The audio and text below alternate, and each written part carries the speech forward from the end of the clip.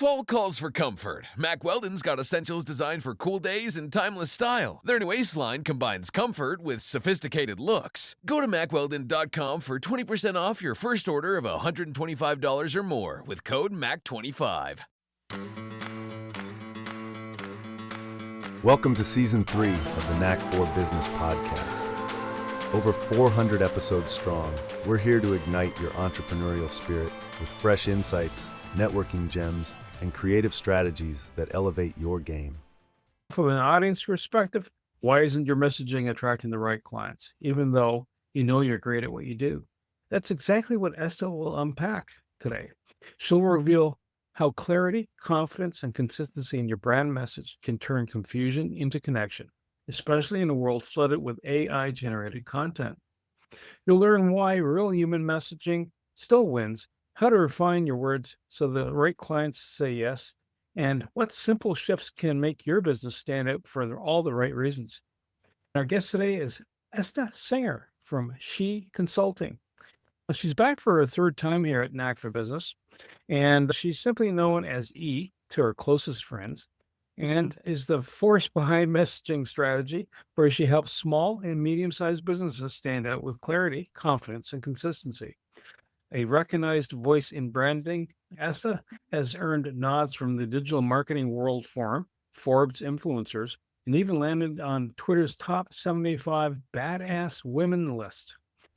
Whether it's crafting magnetic brand voices or helping entrepreneurs connect with their ideal clients, her knack for communication is what makes her truly shine. As Rose Couture de Sarro puts it, Esta has a natural knack for pulling out what you're trying to communicate and does it with seamless ease.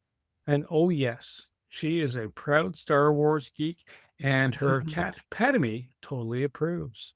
Esta, a pleasure, an absolute pleasure having you back here again. Great to see you, great to hear you. What's your favorite quote or saying? My favorite quote or saying? Yeah, your quote, not mine. Don't pick mine. Mine's already mine. Can I pick Yoda? Yes.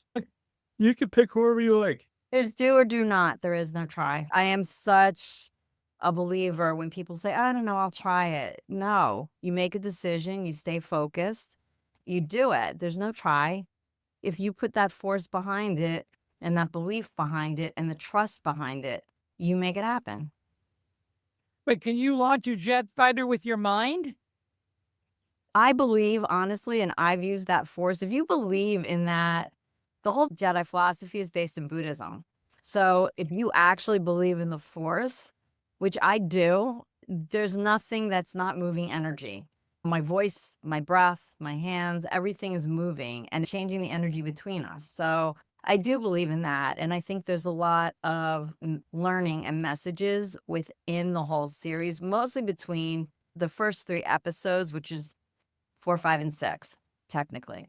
But when Disney took it, it went a little sideways. But if you pay attention now, after hearing that, you'll see that there's learning experiences.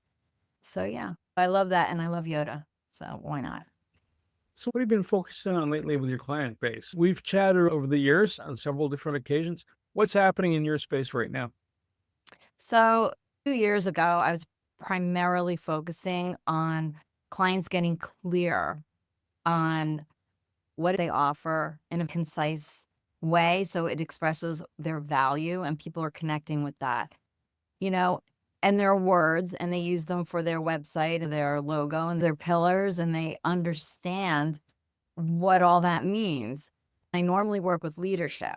We go through a deep discovery, and these are the things we find out. What's my purpose? What's my mission? And we go through a complete series. But it doesn't necessarily mean that their organization or company is embodying what those words mean. They know how to put them out there now, so people understand they can communicate, but I'm meeting them on the street now. Are you able to speak those words? Are you able to express it in a way that I'm understanding and I'm connecting with you? A long time ago, I was speaking to a nonprofit and they said, well, my social media person's putting out one thing and my email marketing person's putting out another thing, and nobody's on the same page. Yep.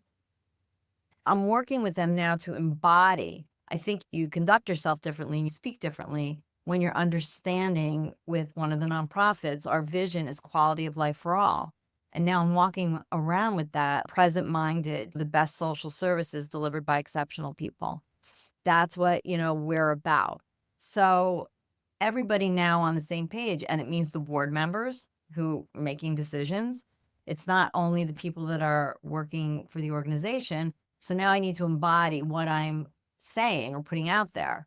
It's easy to put our tagline out there. It's easy to put our mission out there, but are we able to speak it? Are we able to embody it? So a way that people are connecting with us. That I would say is a lot of what I am incorporating into working with clients. If you don't have that clarity without embodying what you're saying, it's just on paper. It sounds like most of my math courses. 1 + 1 is 9. I'm not a math girl. When a client comes to you and said, I don't think this is resonating, and you look at their stuff and you realize it's because it's a word salad. Every word is a good word, but they're just jumbled. It's a mess. And they're invested in this mess. How do you navigate those landmines? So I work with them around their messaging. I always say to people, I'm not here to tell you what is right or sounds right. I ask the right questions. The message is in you. What you want to say is in you. I ask the right questions and we refine it and we collaborate on that. So that's what I do. How are we going to say this? What are the questions I'm going to ask to give them that jump in their seat where they say, that's what I wanted to say. That's how I want to connect with my audience. They think they're saying one thing. I had a client who is a senior level executive at FEMA. She's from Burkina Faso in South Africa, which is a third world country. She wanted to build a nonprofit here. She was referred to me and sent me her business plan, and very intelligent woman. I had no idea what she was trying to do.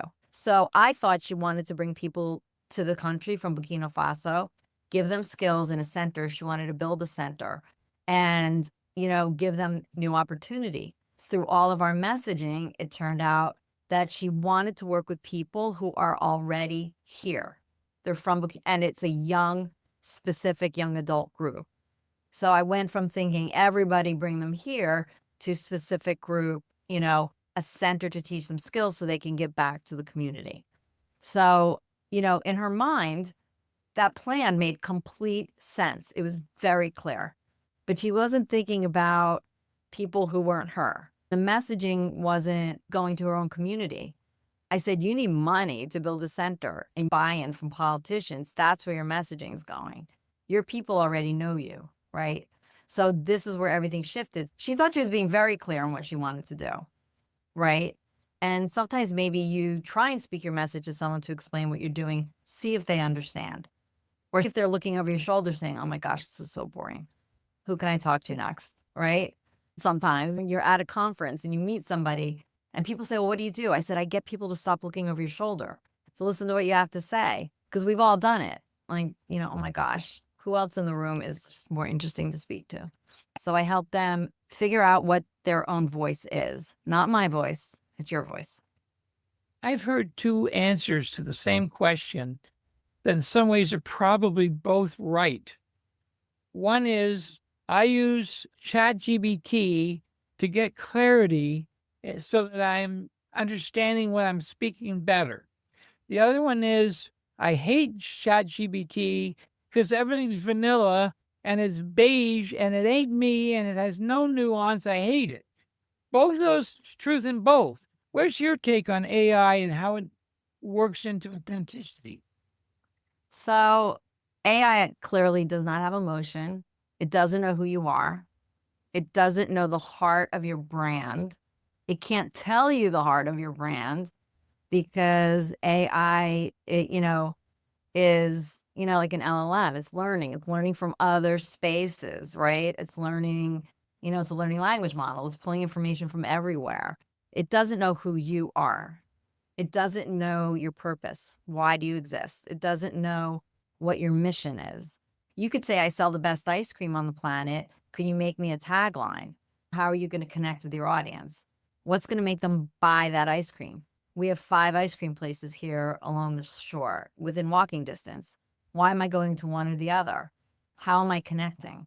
So AI can be there. You need to use it as a tool It doesn't understand your voice. It doesn't understand your heart. The purpose of your brand is to connect heart to heart, value to value, right? It could give you words, it's not going to connect. It's not going to connect with your audience.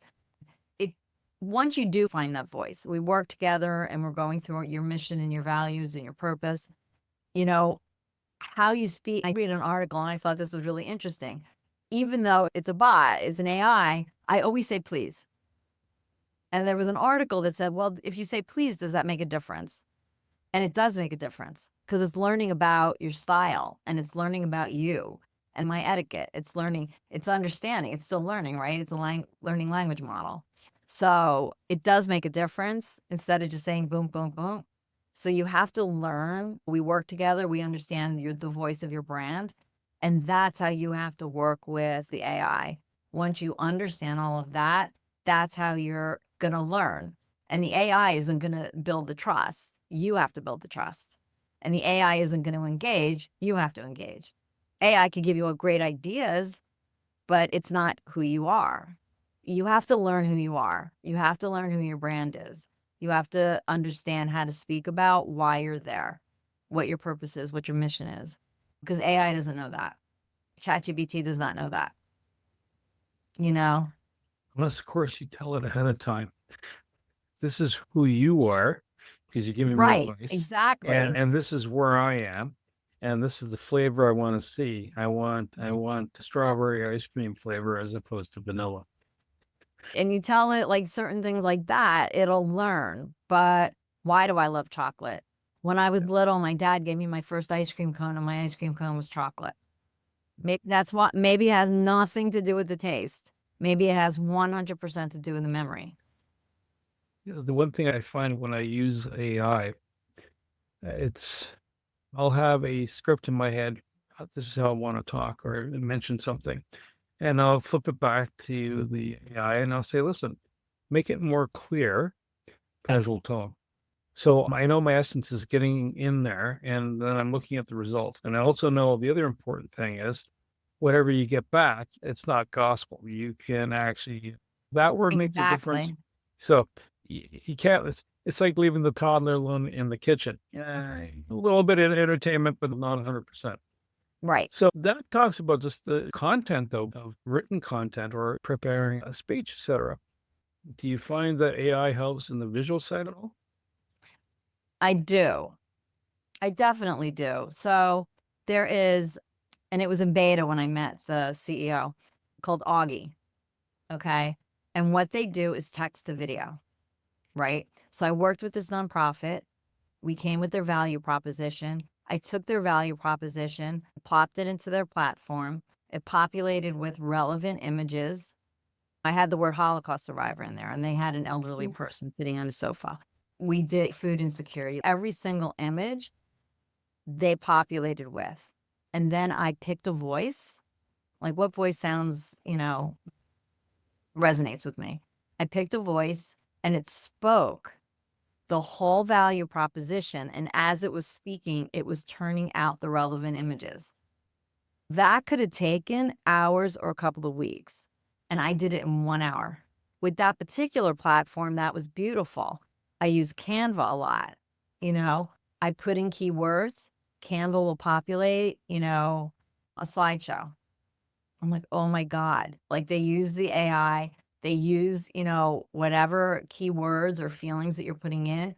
Boom, the whole slide deck. Boom, boom, boom, boom. The first time I did it, my eyes almost came out of my head. I'm like, wow. I could do graphic design. I design logos. If you're doing something where you need to pull images like the video I did for this nonprofit or a slide share, that's where it becomes fantastic because you can spend hours looking for the right photo if I'm designing a website. I use multiple platforms. I use Pixabay and Pexels and Unsplash, and you could get lost in it. You just show you're old. I know. No, I'm young. I just read about it like in the history books. I just read. She's well read, Wayne. Well read. Yes. You got to keep up with it. It's just everything is just moving so fast. You have to keep up. The thing that I hear a lot is authenticity. And I think it's incredibly important. And I'm so glad it's on message. then why did HR call me every single week? What is the fine line between those two poles? You want to be authentic. Right. You're Well, going look, to you don't be want to offend. You want to be yourself. You want it to have your own voice. If you're working for a corporation, you want to know their rules. I know people who work in the finance field, they're very careful about what they put on and what they share. It doesn't have to be money. It could be politics, anything. They're very PC about what they're putting out there. I think you need to understand where the line is with you and your company. I think you just need to understand that part and not blow up your stream or burn bridges. It's all about connection, right? You could say if this is not connecting with somebody, if this isn't relevant to my audience, that if you're even having an inkling of a feeling like this might not be right or my company may not like this, even if it's like a millisecond, it's done. Just go on to the next thing. Yeah. This kind of brings around to the title of the podcast. The robot can't read the room. Right.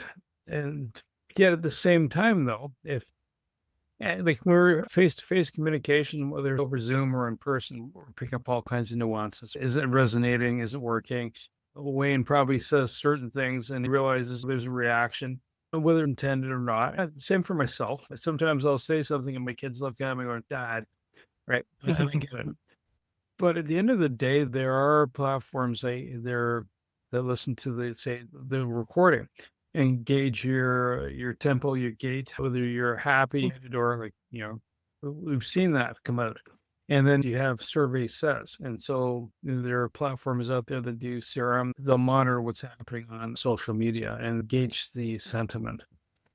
Do you leverage AI for that element and then kind of bring it back so that you have harmony between your brand and your customer's client base? Well, you need to stay true to who you are. I know why I exist. I know what I'm here to do every single day. And I know what my greater vision is. Anything outside of that will fall into place because you're keeping AI in line. You already have your pillars. They might suggest ABCD. We decided working for many hours. This is your wheelhouse. These are your pillars. This is what's going to keep your brand standing up straight. This is what's going to help people feel like they belong to your brand. They feel connected to your brand. AI can't do that. They can give you a bunch of ideas. They might, say, well, based on ABCD, you should talk about this. But if it's not aligned with the heart of why you're existing, it doesn't matter. You can put the information out there, but then you're not in alignment with your audience and their expectations. And that goes back to your consistency. So you might say, well, I need fresh information. And AI can't give you the fresh information because it's not coming from your voice and your heart. My whole brand is based on clarity, confidence, and consistency, right? And just for fun, a couple of years ago, I said, give me a course on clarity, confidence, and consistency. Give me 3 titles, 3 subtitles, and 5 talking points. Like in that way, boom, boom, boom, you could do something like that. It goes back to your purpose. What are you trying to convey? It was a good exercise, but I'm not asking them to put out content for me. You can't forget about the engagement. Connection isn't harder. It's more earned. You're earning the connection, right? You're engaging. You're saying, okay, people are now looking at your values. They're not looking at a billboard as you're driving down the New Jersey Turnpike that says we sell the best burgers. Now they're looking for engagement. It has to be people-driven, not word-driven. We could find a lot of words from ChatGPT. ChatGPT doesn't have a heart. It doesn't have a soul. It doesn't have a rhythm. It doesn't have voice intonations. It doesn't have you. It's like that aha moment. ChatGPT may not even use aha moment. I like using aha moment because when I work with my clients, I literally get a jump in the seat. Yes, that's what I'm trying to say. That's it. That's it. ChatGPT can't do that. Yeah. So I guess the AI construct is more like a prosthetic. The prosthetic does not make the person. It just That's a good analogy. clarity in life coaching. The opposite of clarity is noise. I Right. would say never has our public media, social and otherwise, been noisier. How do you help owner operators deal with blind spots? And what would you say the current blind spots are? Well, I definitely think that it goes back again. I'm never going to walk away from relationship building and making connections and never walking away from the heart of your brand. So your audience might evolve or change, your company might evolve or change, but your purpose is not going to change and your mission is not going to change. People are going to make their connections with you based on values. What are your values? That's my value. That's your value. They're not going to budge from that. So there are two computers. They offer the same thing. They both look great, but this person cares about a philanthropic component to their company. That's important to me. I'm going to buy that computer. They both have the most perfect whatever, but you cut through the noise by being clear. People want to feel like they belong. They don't want a canned, flat tone, right? Something like ChatGPT is going to say, we understand this is a difficult time for you. But if you're saying it your way, we know going back to school is really scary. ChatGPT is going to use generic, and that's how you're going to know people or companies are using ChatGPT or they're using AI, because whatever they're putting out is canned and generic. We offer the best, boom, right? Are you struggling with clarity, confidence, and consistency, explaining your value? It's not about me. It's about you. Why are you here? Why did you visit my website? It's not about saying we do the best and we do it. This is the way we do it. It's about, am I connecting with you? Is this what you value? Because then I have you, right? And then we connect. And then we have fun building our messaging, and it is fun. It's all about them. Nothing about it is about me. And AI will never have a soul. You're always going to have a soul. And that's what people are going to connect with. They want to feel like they're belonging to something a little bigger than them, and they want to feel like they can connect with it.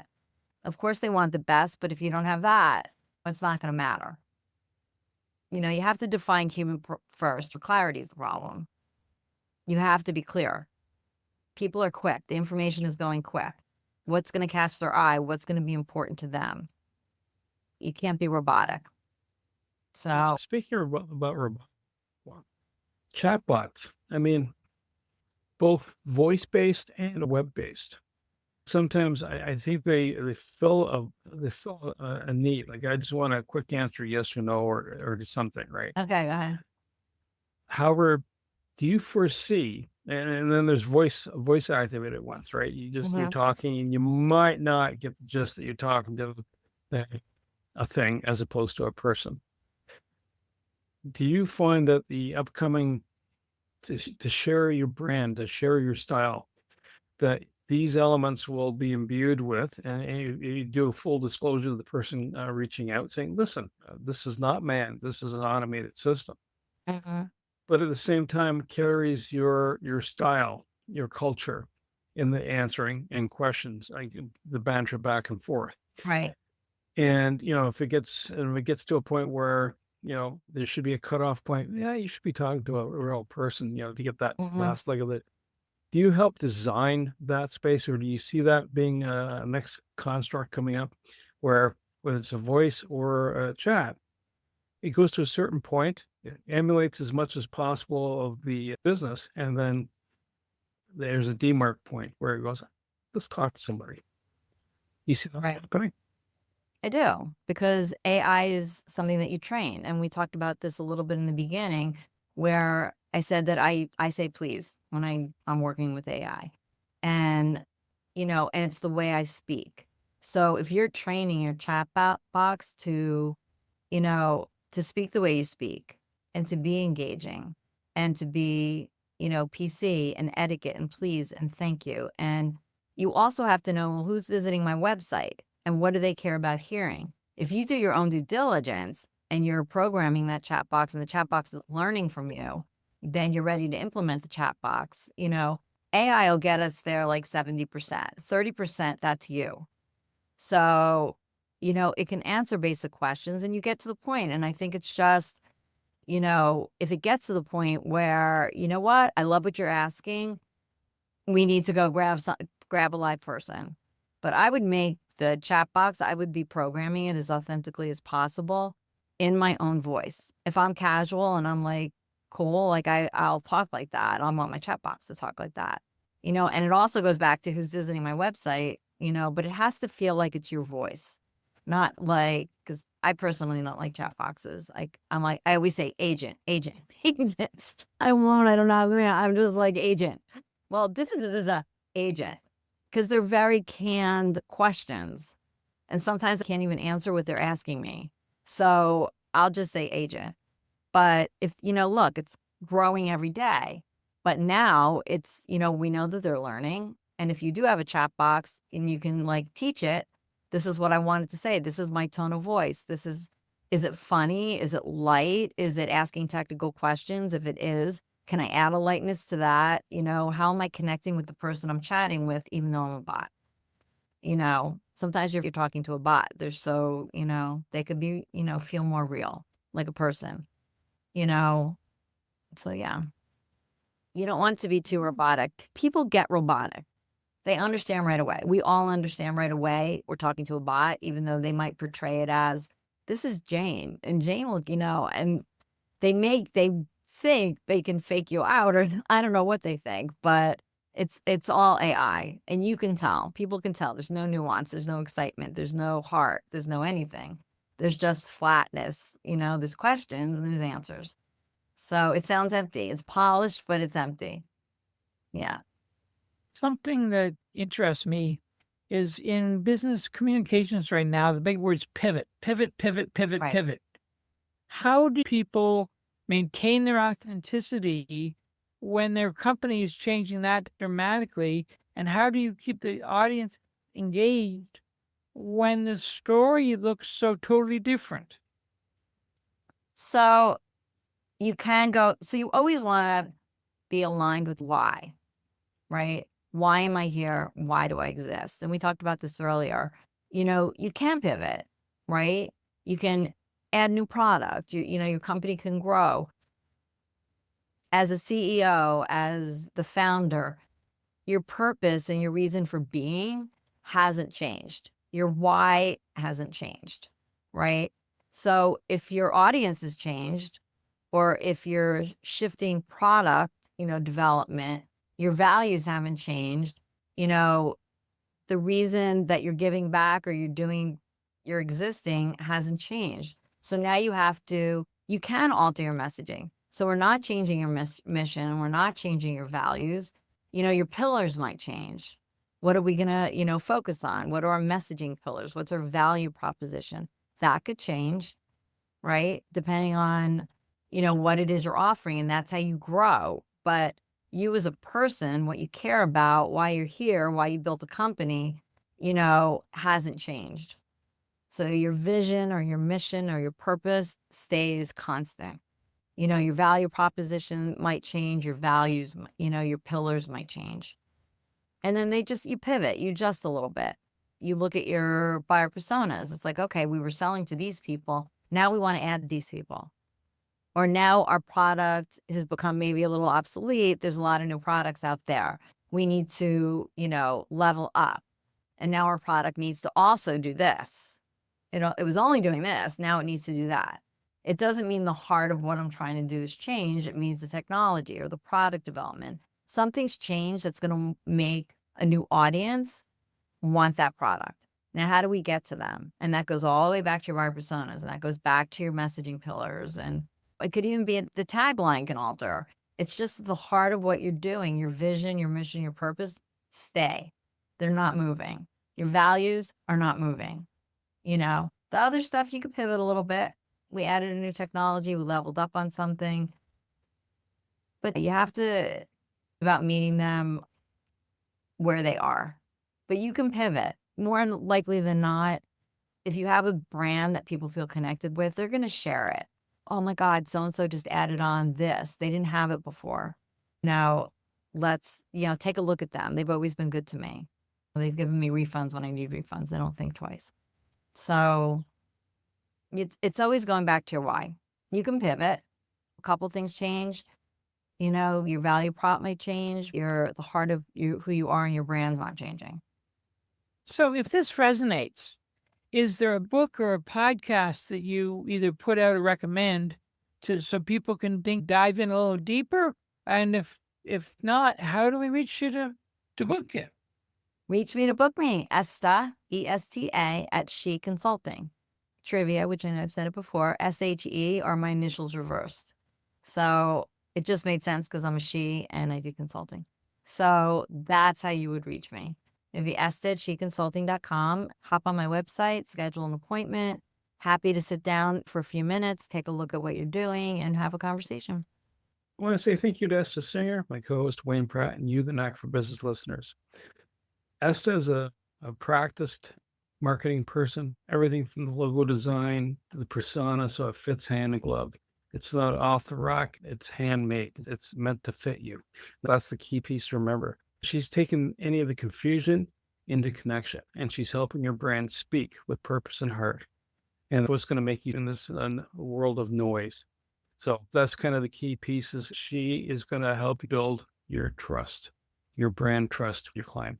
To reach the podcast hosts, email them at info@creativeinsight.com or by the website creativeinsight.com, spelled KREATIVINSIGHT.com. To reach Wayne at his email, wayne@motivate.u.ca, that is MOTIVE, the numeral 8 and the letter U.ca, or his website, motivateu.ca. If you would like to be a guest on this podcast and share your knowledge, let us know. We would also appreciate your feedback on the content or format. Check the show notes for more details. For these podcasts, we'd like to acknowledge the support and thanks to the following people. Carl Richards from Podcast Solutions Made Simple, a renowned podcast expert. Fred Crouch, who is the Property Wizard podcaster, where Bernie is a co-host. Jovan Strika from Hive, a co-working space that is more than just a space. Then Melanie Weber, Bernie's invaluable business partner. And Wayne Pratt from Motivate You Inc., who serves as both a coach and co-host of these podcasts. Disclaimer. Please note that the Knack for Business podcast episodes are meant solely for educational and general informational purposes. The information and opinions contained within are not intended to be professional advice on any subject matter. The thoughts, views, and opinions expressed by the participants are their own personal beliefs and do not represent the views of the podcast hosts or any affiliated organizations. It is important to note that this podcast is not a replacement for consulting with certified experts in your area who possess knowledge of your unique situation. The hosts of the podcast, along with any participants or affiliated groups, do not take responsibility for any actions taken or not taken based on the information presented in this episode. It is highly recommended that individuals seek guidance from their own personal advisors in fields such as accounting, law, or other pertinent areas prior to undertaking any actions or making decisions that may impact their financial, legal, or other aspects of life.